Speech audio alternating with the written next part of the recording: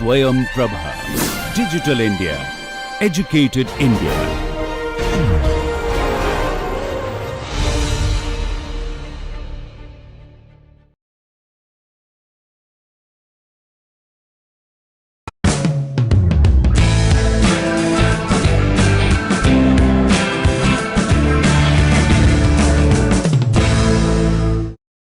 d square t by dy square plus mu by k du by dy whole squared equal to 0.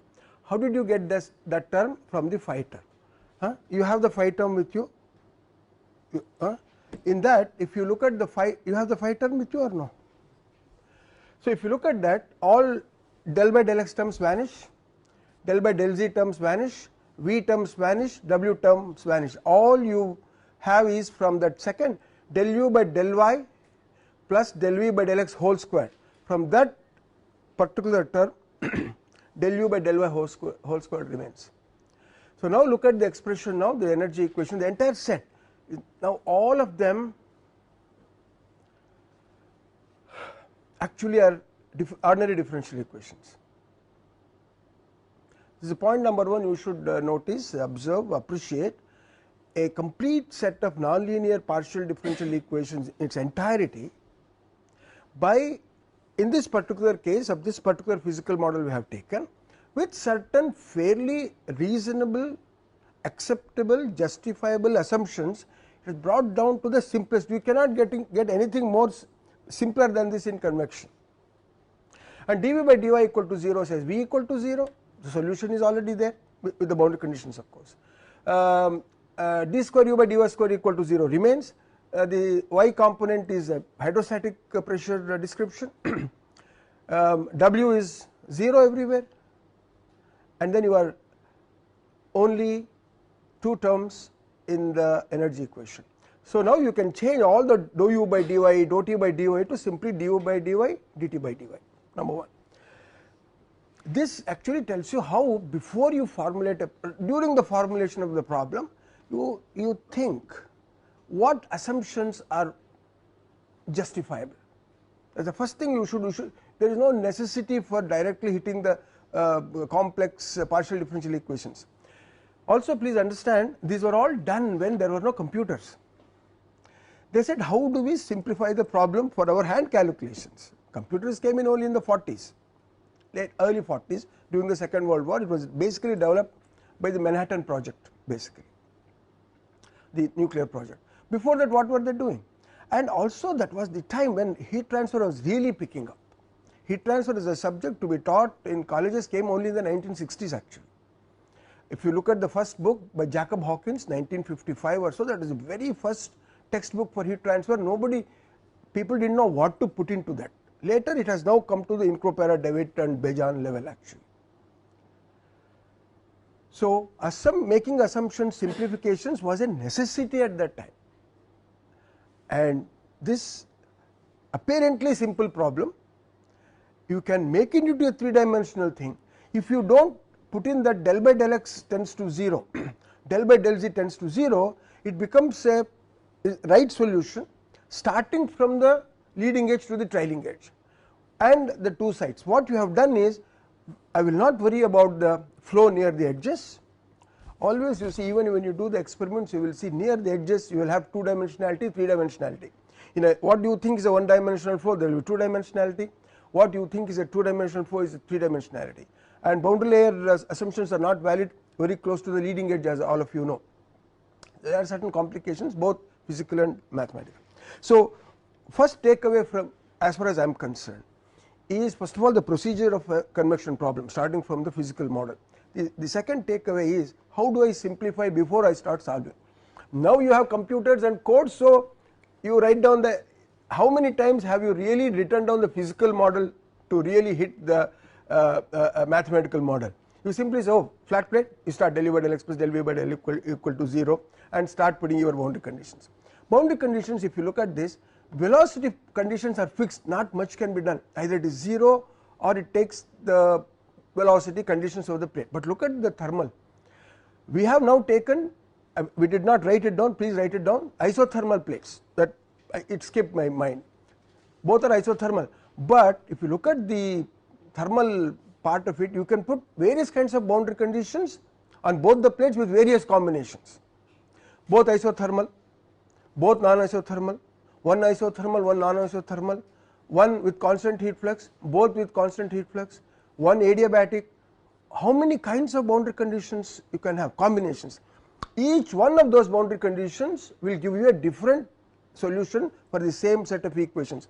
Any number of times I will be repeating this, the importance of formulating the problem rightly. Formulation of the problem correctly is 50% of the solution. Especially it is true, important rather, when you hit the numerical techniques, when you use certain equations appear to give you the right solution, but they are really not the right solution because your numerical equivalents that you have written do not really simulate the mathematical equation that you have written. So whenever you write numerical use numerical method, you should check for, most of the time you check for only for convergence. Stability criteria you have to develop, but third most important thing is consistency. Whether your finite difference or finite element representation of the partial differential equation or the ODE is consistent with that equation. Because of these round off errors and truncation errors, sometimes what you think is the right finite difference formulation will simply go off in a different direction, but give you a convergent stable solution. This has been experience of many people. It will not happen in every case, but there are situations where this happens, you should bear in mind. So formulation of the problem is extremely important, simplification is extremely important. I like this problem because in its entirety you can get this idea of what simplification. All solutions for Navier-Stokes equations is based on simplification. What is Prandtl's boundary layer? This is simplification. Here we did not invoke the boundary layer, not necessary. We have solved the entire Navier-Stokes equations in order to. Then you can of course add the heat transfer, what is it called, heat generation term you can add.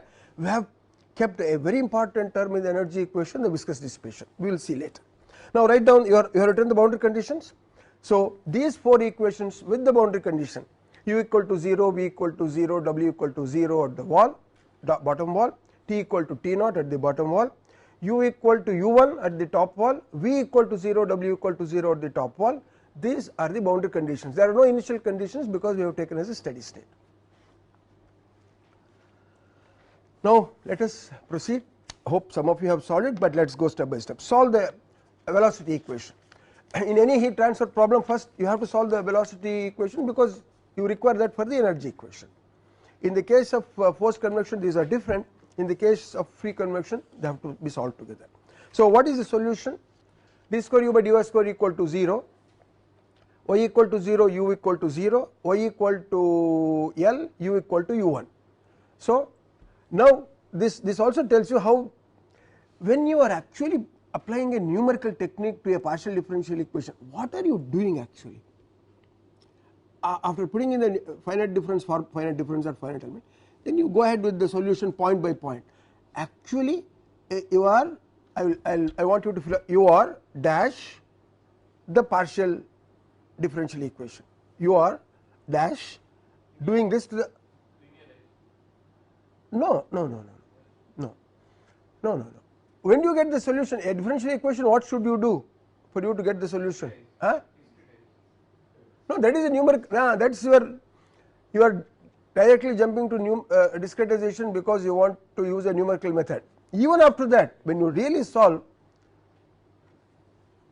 what does a PDE do? Partial differential equation, let us take T for example, dependent variable, it is a function of x, y, z and tau and all. What is the difference between a PDE and a finite difference equation? Finite difference equation of that PDE, what is the difference? What do you get when you solve these things in terms of the solution? Tell me. Where? In the other one? So you are, now I'll to save time, you are integrating the PD, you have to integrate. Now you do that here, that is what I am saying. D square u by dy square, twice you have to integrate, and 2 constants, the 2 boundary conditions you must have at y equal to 0, y equal to 12.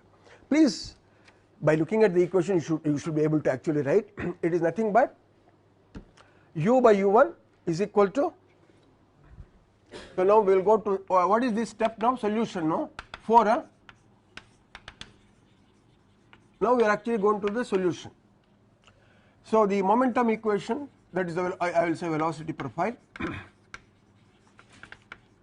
is nothing but u by u1 equal to, please see. And what does this say? What kind of equation is this? Now use the word whatever you used earlier. The solution now is linear. So plot this please in your physical model. What it says is at any given, this is let us say x here.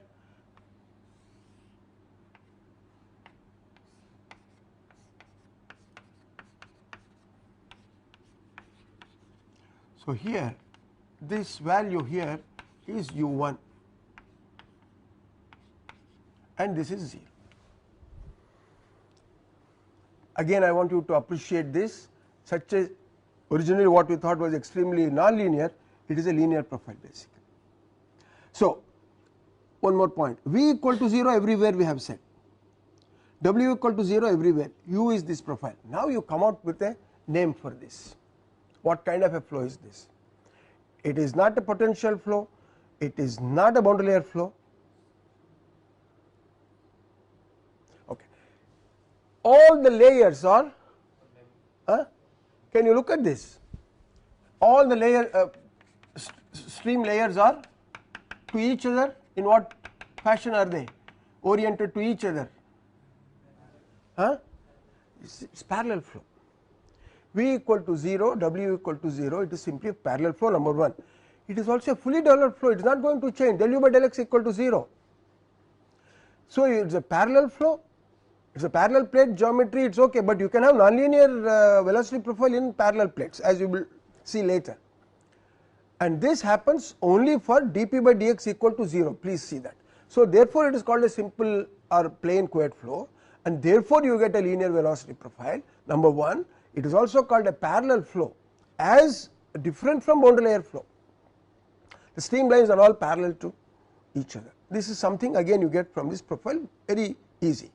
The really exciting thing is go to the temperature profile. So write down the energy equation, d square T by dy square plus mu by k du by dy whole square equal to 0. Boundary conditions at y equal to 0, t equal to t naught, y equal to L, t equal to T1. We have not said what are the relative values of T0 and T1, leave it, let us see what happens later. Now we have to integrate this twice. I had yesterday asked you to do this, but some of you have not done. Go ahead and do it please. This actual procedure that you follow,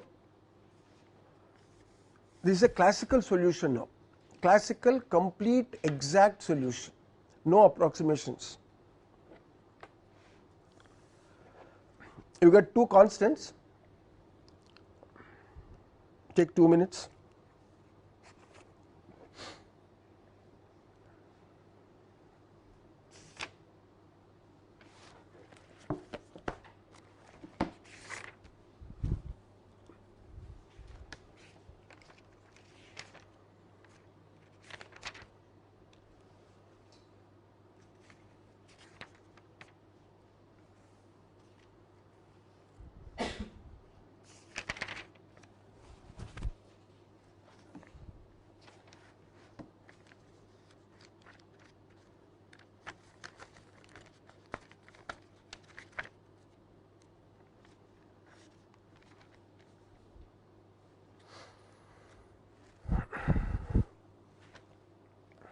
Give me an expression for T of y equal to what?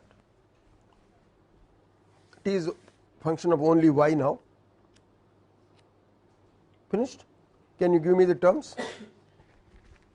I will write down, tell me. T0 plus T1 Plus T1 into y by n.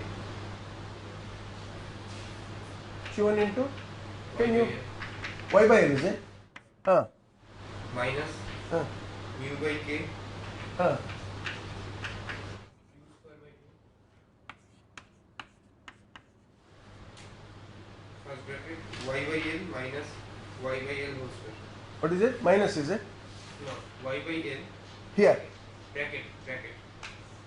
Y by L minus y by L square.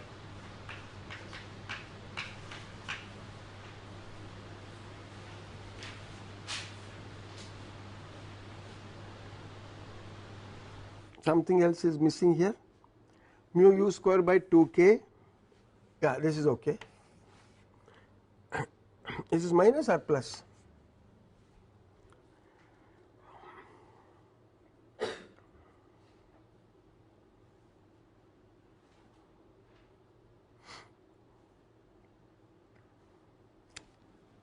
Check it out, or you should. Did you all of you get this? This equation is important because you have to differentiate it later 2-3 times. Tell me.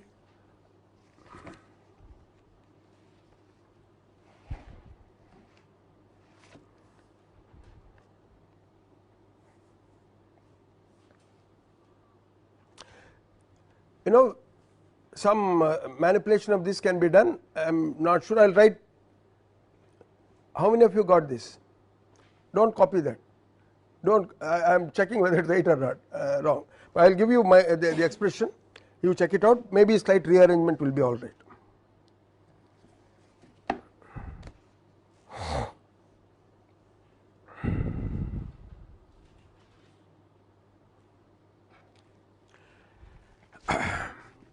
Please check this out.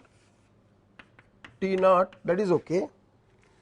Actually, this is also okay. Here, please see whether we would like to correct it.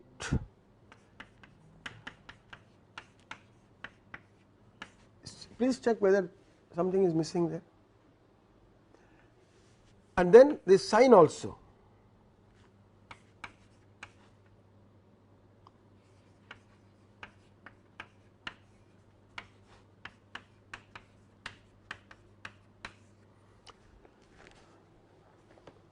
Check it out, please. We will reorganize it again later for something else. Something is missing there. Was it okay?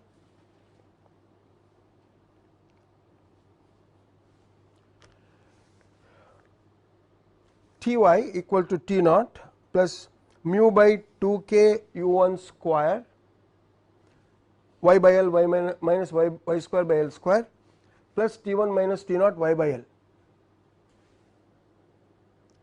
Did you miss one term there? Check it out. How is it? Somebody tell me this second one is right, then I will proceed. Because you gave me the first answer, I am asking you. Everything is right except that T naught was missing.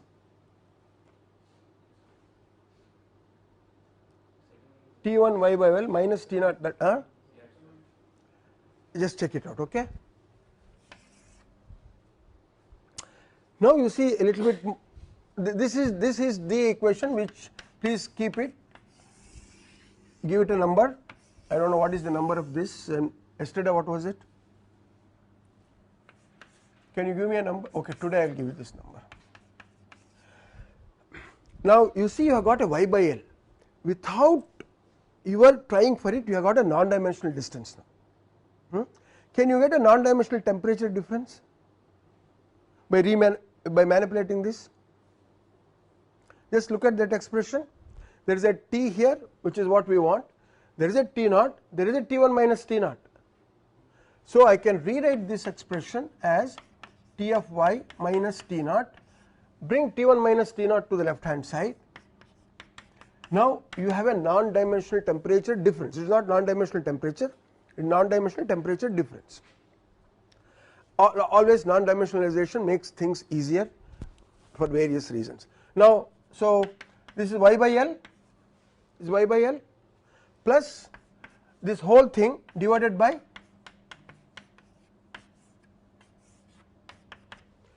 see, now you have got a non-dimensional temperature difference, temperature in the non-dimensional form as a function of a non-dimensional distance, which is very nice. On its own it is coming out, slight manipulation, and as a function of the fluid, the viscosity, the velocity, the thermal conductivity.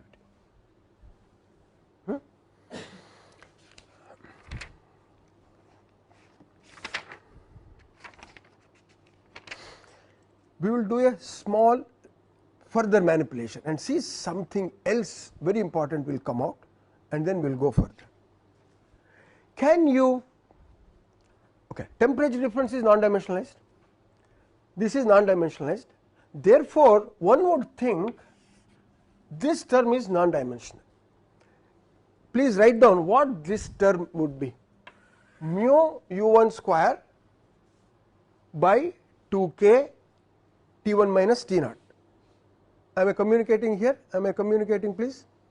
That term, I am saying T minus T0 by T1 minus T0 you have y by L. Why don't we put the other, see whether non-dimensionalization possible. What is that term? Mu u square by 2k is there, and you have divided by T1 minus T0. How can you non-dimensionalize? What is it that you can do here? I will give you a hint. You will get a very well known non-dimensional number out of this by slight manipulation. You are jumping, fine, we will get the cut, but a more familiar non-dimensional number, you have a mu, you have a k. How to get a Prandtl number there? Multiply, divide by Cp, and now you see what you are getting. Only now you get the Eckert number. So now you will see the non-dimensional temperature difference. Can you give me the second term here? T minus T0 by T1 minus T0 equal to y by L plus mu Cp by k is now Prandtl number. Then what else you have there? So you have mu Cp by k, half is there of course. You have u1 square, T1 minus T0 is there. You have multiplied and divided it by Cp. Now look at that Prandtl number, you know. Now you are coming out with a new non-dimensional number. You did not try for it. It is coming on its own with a slight manipulation. And what is that number? This number is the Eckert number. We did not plan to get this. We did not say we will get a Eckert number. Even when they did it first time, they did not plan for Eckert number. It was, that name was given, that is a different matter later. But you see how from again and again I emphasize this, from very simple problem you are coming out with Prandtl number, you knew that of course. Eckert number is very new, and it comes out because of u1. Look at the expression, u1 square by Cp delta T. What is the physical significance of a Prandtl number? Mu Cp by k. What is the physical significance of the Eckert number? u1 square by Cp delta T. Cp delta T is a imposed temperature difference. So Cp is a imposed thermal energy kind of a thing. And what is u1 square? It is a kinetic energy. So kinetic energy divided by a imposed thermal energy form there, Cp into, actually it is a Cpt naught minus Cpt1.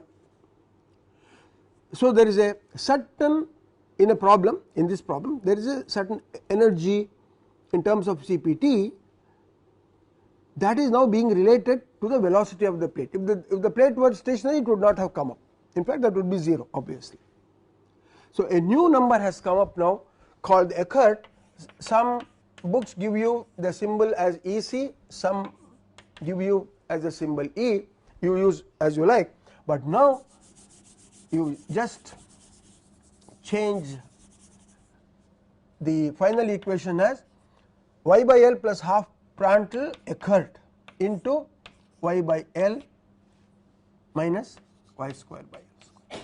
You do not have to do that, but this gives you a new, you can visually see the new non-dimensional number, and you also realize that it is important only when u1 is significant. u1 can be 0, then it is not significant. u1 can be very small value, it has its own role, but you also know it changes with u1 square. So from 5 meters per second u1, you go to 10, the effect is squared actually. So that means a small change in the velocity, finite change, will have a very, that power law dependent effect on the Eckert number, which is nothing but the manifestation of the U1 square, the kinetic energy. If you go into the previous one here, this actually is much more, according to me, representative of the situation, mu U1 square. We are talking about viscous dissipation. If you look at only U1 square, it is kinetic energy, that is also right, but the real effect is the viscous dissipation is mu U1 square, and that can be, mu is already here in the Prandtl number, so you can try to give it a physical significance. This is extremely important. Why do we do all this? We would like to know the temperature difference. By the way, suppose you have U1 equal to 0 here, what is the temperature profile? Linear, same thing. In fact, the velocity profile is linear, temperature profile is linear when U equal to 0, that means it is simply conduction, it is just conduction that is happening. The moment you start adding U1, convection is coming into picture, the profile is becoming nonlinear. This is a nonlinear term now, second term is U1 squared is being introduced. Now this is the temperature profile. After getting the temperature profile in a convection problem, what is it that we want to do? Find out what is the heat transfer at the top plate, what is the heat transfer at the bottom plate, get the expression. How do we do this?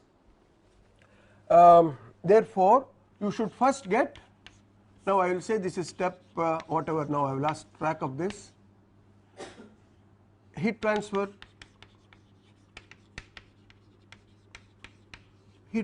Q, I will say flux equal to minus K dt, I can easily write dt by dy, there is no problem, not necessarily del t by del y.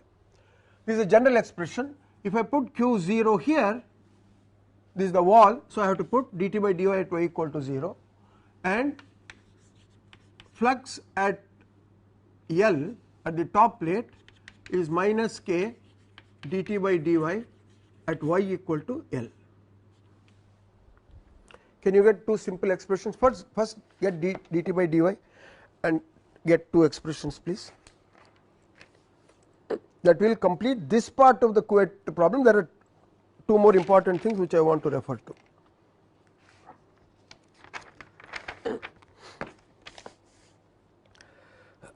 Get a general expression for dt by dy from the T equation.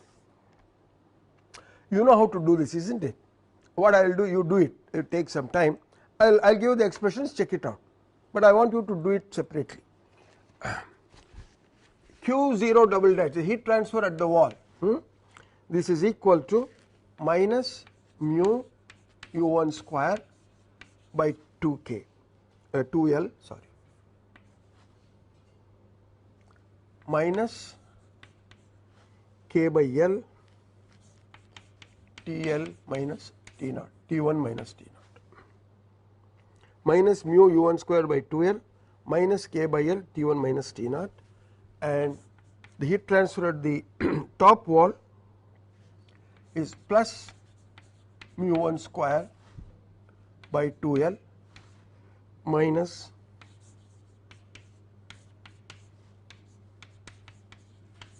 please check it out. So you get the temperature profile, then take dt by dy at 0 multiply by K minus K, you get the heat transfer at the bottom wall, and then heat transfer at the top wall minus K dt by dy at y equal to L. This is all fine.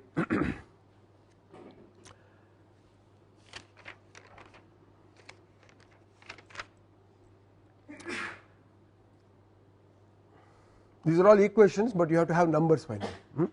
So what I will do, I will give you a very simple problem. I want all of you to write a simple program and now study this solution for the effect of various variables here. Tell me, looking at these expressions, what are the important variables that affect the heat transfer? Number 1, okay, we will give the velocity. So all other conditions being the same, U1 controls the heat transfer, influences the heat transfer. Then what else? Suppose I keep U1 constant. Fluid, Prandtl number. Okay, then temperature difference. Temperature difference, right? Of course, you have to say L, but we will fix L now. I want you to do the following, please. Take a problem. I want you to write a small program for this. We have these two plates, distance small. We have never talked about what is L actually. Let us take this L equal to 3 millimeters, and this is U1. Please switch off your mobiles, please. 10 meters per second. Yeah, we will see the Prandtl number here. This is at 10 degrees.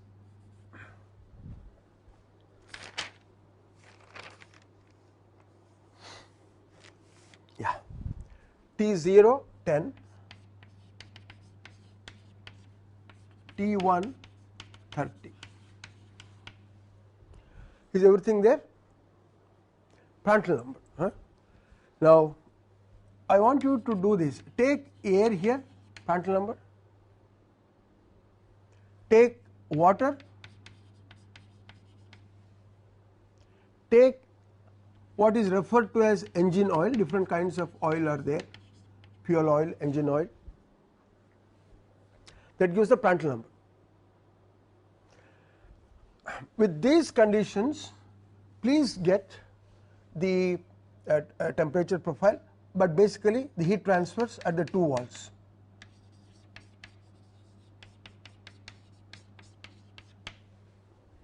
Find out what is the effect of Prandtl number. Then in the same program, please change this U1 up to 100 meters per second or so in 10 meters per second intervals. Find out what is the effect of this velocity. Okay. Now, keep it at 10 meters per second, change the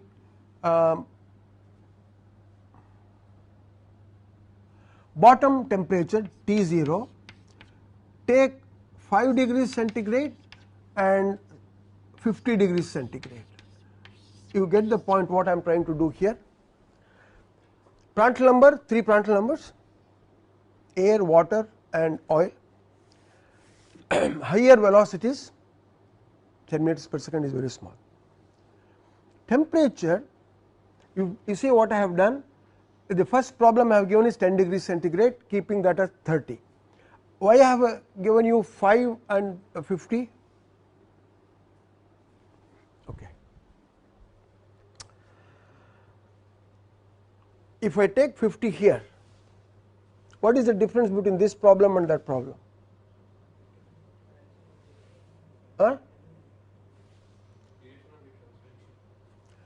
This is 30 and 10, so T1 is greater than T0. Actually what you could do, you could also take 30 degrees, T1 equal to T0 and then T0 greater than T1. See the difference in heat transfers. But actually there is a very important application of this, and therefore another factor is extremely important for us to calculate. The moment there is a non-linearity in the temperature profile, can you visualize another factor which may come into picture, another kind of a temperature within the fluid. By the way, please understand, all this temperature profile is for the fluid, plate temperatures are fixed. If there is a non-linearity, what would you like to look at as a means of as a way of understanding the problem? Linear, you know how it is. Now there is a non-linear thing. Whenever there is a non-linearity, we would like to find out one particular, I don't know whether I am able to communicate this question properly. You want to look at something else in terms of the temperature profile. How does it will it continuously non-linearly vary in one direction? I am trying to give a hint, or could there be a,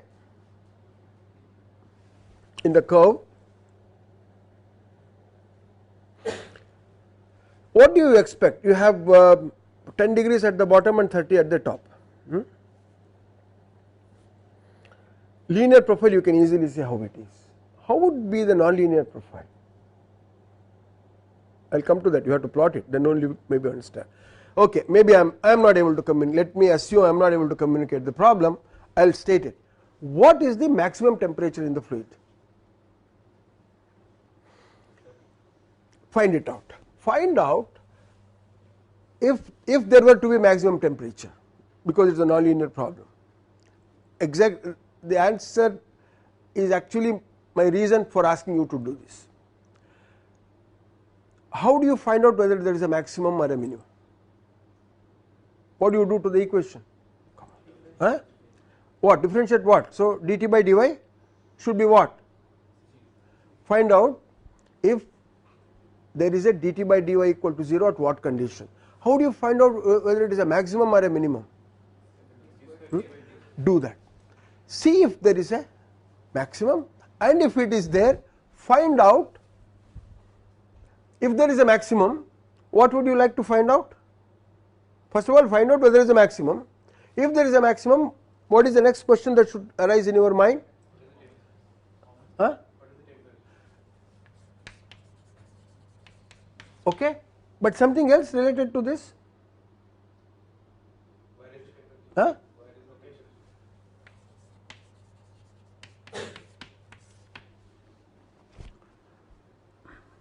Please find this out, this is very important. And therefore, I want you to say what is the T maximum for air, for water, for oil. Oils can be anything, Prandtl number from 1000 to 50,000. If you want, you can check it out, but take any one or two Prandtl numbers, it is okay. And please write a small program and plot all these things.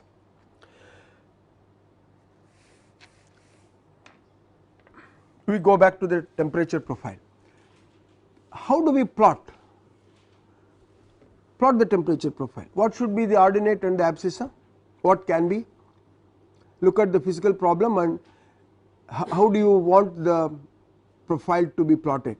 What should be the abscissa, what should be the ordinate? That is fine. So where do you want theta, where do you want to, looking at the problem, which would be okay for you?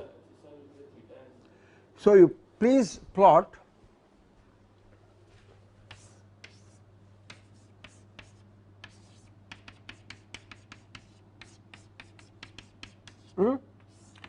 what will be the maximum value of y by l? Of course, this is 0. What is the maximum value of y by l? What is this?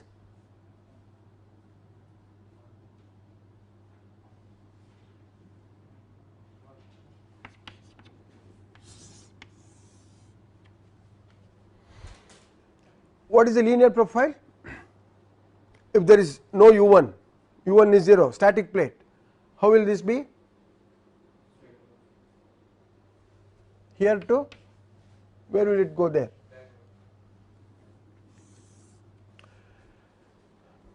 What I want you to do is really plot. When I say u1 equal to 0, look at this expression please. Theta, if this is theta, if we want to refer to it, theta equal to y by l. That profile is for second term being absent. The moment I bring in u1, that means Eckert is coming into picture. Tell me, give me the effect of Prandtl-Eckert number. That will give the effect of the u1, more importantly viscous dissipation. What numbers can it take? Huh? You do not know, you can assume now at this point in time. I am going to suggest to you, use this expression. Now this is a very nice non-dimensional expression, it came off just like that. Plot y by l and this for various Prandtl-Eckert numbers. Prandtl-Eckert numbers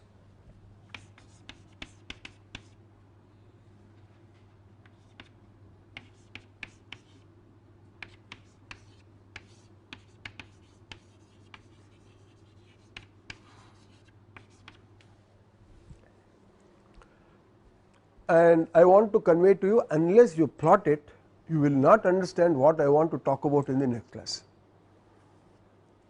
Please do this. Not only plot it, think about it, what is happening. I have to still bring out two important aspects of this whole problem. We will do it on Monday, no problem. I am not in a hurry. I want you to understand this, especially 1, 2, 3 concepts will come out of this, which you can then relate it to normal convection. So please plot this. Y by L plotting is no problem. It is the same thing. Y by L and theta are the same. U by U1 equal to Y by L, theta equal to Y by L. So there is no problem. But for varying Prandtl-Eckert number, make sure that is when you do that, you will know there is a maximum. Now I am giving you actually the answer, but I want you to do that. There is a maximum. Find out where that maximum is. Why? Think about it. That is one aspect of the solution. If a maximum comes into picture, what is the effect of this on the heat transfer? Not the rate, heat transfer direction at the two plates. We have, when we said how to plot, you said something. When I asked what is the maximum temperature, you said T1. You will find it is not T1, it is something different. It is T1 if there is no U1. Because of U1, something is happening. That something is, there is a maximum which occurs. I am giving you that answer, find it out at some location. But then what is the effect of that maximum coming into, first of all why and what is the effect? That will affect, gentlemen, the direction of heat transfer itself. This is extremely important point I want to make little bit more force in the next class. But for that I want you to plot the theta with respect to Prandtl-Eckert. Also, it is not simply Eckert, it is Prandtl-Eckert. When you then fix up a Prandtl-Eckert, numbers will change, that is different. But give a number to Prandtl-Eckert as 1, 2, 3, 4, 5, 6, 7, 8. In particular, tell me what happens at Prandtl-Eckert equal to 2. Study that.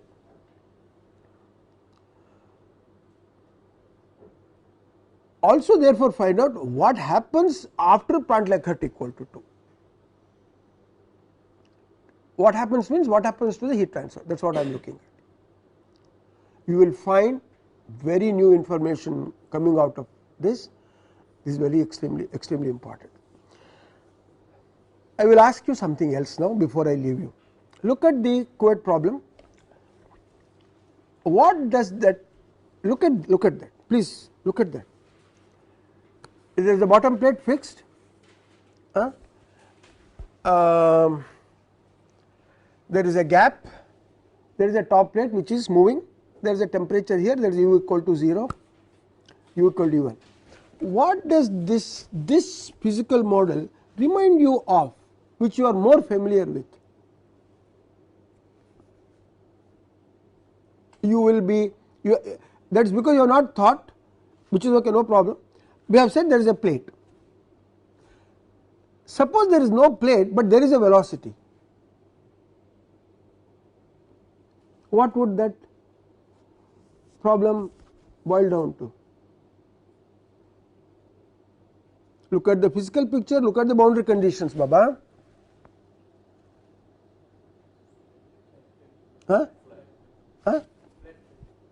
Flat plate, okay.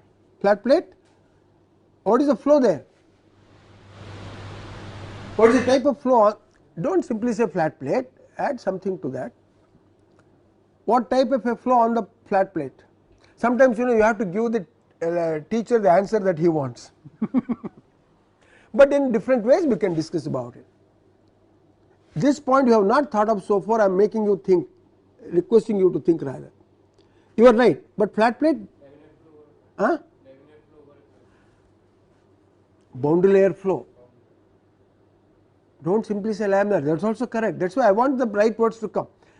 Look at this problem, Couette problem, you thought it is all restricted, but one of the takeaways from Couette flow is This can be related to a boundary layer flow, very simple.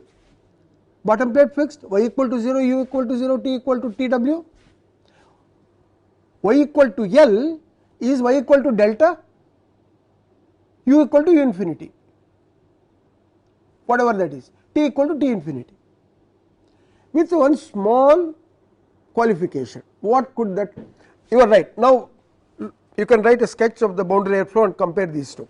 Where will this Couette flow situation will be really applicable in a boundary layer flow? In what zone? Or tell me where it is not applicable. Huh? Delta is always varying. Delta is a function. Delta is y by x root Reynolds x. Huh? Near the entry it is not valid. I say I wanted that word.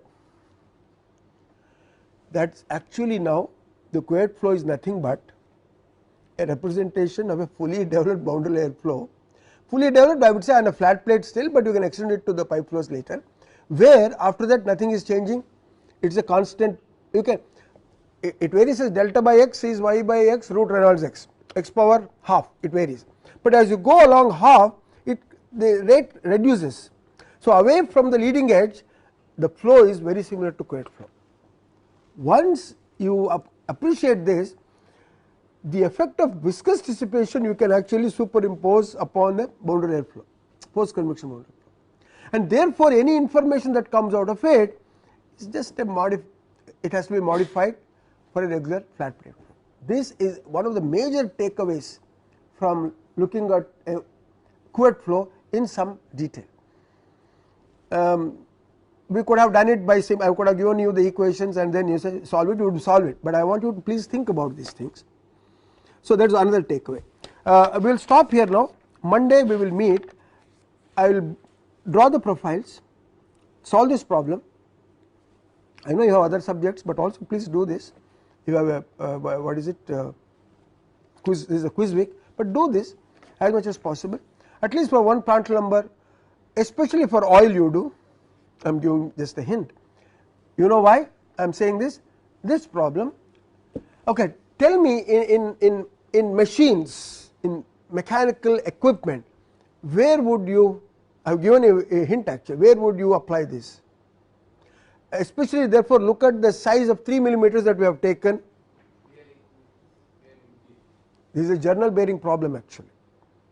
But where is journal bearing problem? How can U1 go to infinity? I mean, a constant U1, a plate moving at U1, actually that is replaced by the journal.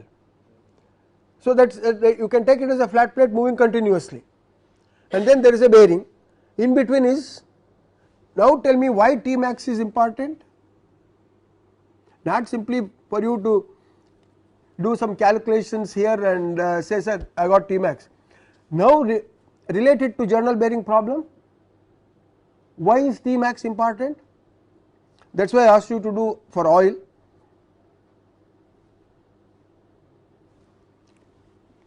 Journal bearing, if I put oil, what is that? Why do I put the oil? Huh? What is the word used for that? Lubrication. And for you are putting oil, why? It has a certain kind of what viscosity. Now how does temperature affect viscosity? Find out. You have to maintain the temperatures properly for the oil film for you to have that lubrication effect. Lubrication will fail under these conditions. So find out what is T max. Now you see this Couette problem has a practical application, although not a very great. It is important actually, but it is not earth shattering application, but it is a very important application. You will know how to formulate the problem, how to make simplifications, how to make it the simplest of equations in convection, but how much information you can get out of it. Especially in the next class, after you draw the temperature profiles, we will discuss a little bit further and see something very interesting that is happening there. Thank you.